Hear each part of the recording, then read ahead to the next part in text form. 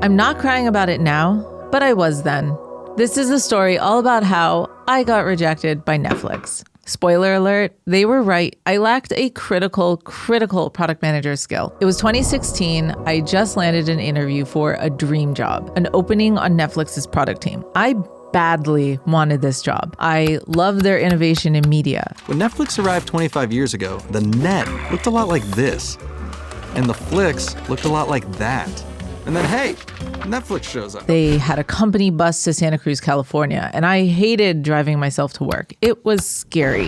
Netflix paid better, a lot better than other tech companies, and I had student loans to pay off. But more than anything, I was a data nerd. And I imagined Netflix would be my data nerd mecca. I had just spent the last 4 years at Upwork as a growth product manager before growth product manager was even a thing. I ran hundreds of A/B tests. I led conversion rate optimization on the homepage. I led a growth task force. Like I said, big data nerd. Netflix was known for having a data-driven culture, so I thought my data fluency would be a strength in the interview. I was wrong. So interview day comes, many hours of interviews at Netflix HQ. I love the team. I love their energy. And I'm like, they love me. This is it. I got this. A few days later, hold on. Here comes the phone call. Hello? Hi, Sandra. I'm calling to follow up on your interview.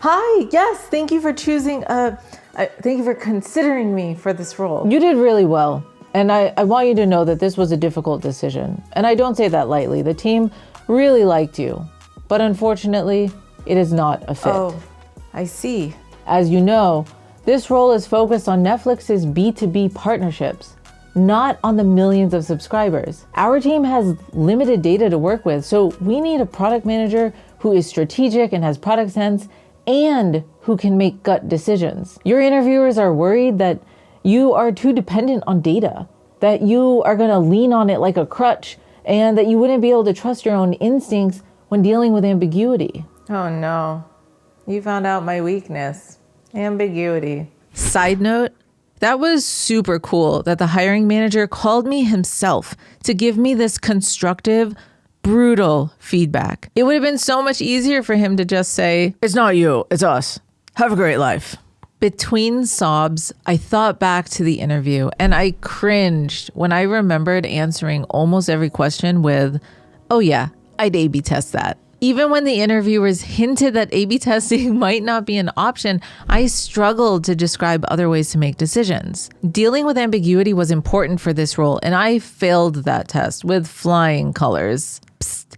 You can watch why it's a top PM skill in the links below. As a newbie product manager, I mistakenly thought that A/B testing was the solution to everything, and I relied on it to make all of my product decisions. Honestly, I was just scared to make decisions on my own. I loved A/B testing because it always gave me the correct answer. I'd celebrate when I saw P is less than 0.05 on my test results because it meant that the test had led me to the correct answer, or at least an answer that I could state with pretty high confidence. Don't get it twisted. A/B testing is great. It was my job, and I worked on a product area that was ideal for testing. Data fluency is another critical PM skill, and I was rewarded for it, but I used it as a crutch for far too long. It's easy to become sheltered from ambiguity as a junior PM. The job I applied for at Netflix was in the B2B space, and it had no data crutch for me to hold on to. Netflix also had a culture of a sports team. They were known for firing good employees just because they weren't great. I couldn't even walk onto the field with my data crutch. Any experienced product manager should know how to deal with ambiguity. Luckily, my next job forced me to get good at it. I was the director of growth at a tiny startup,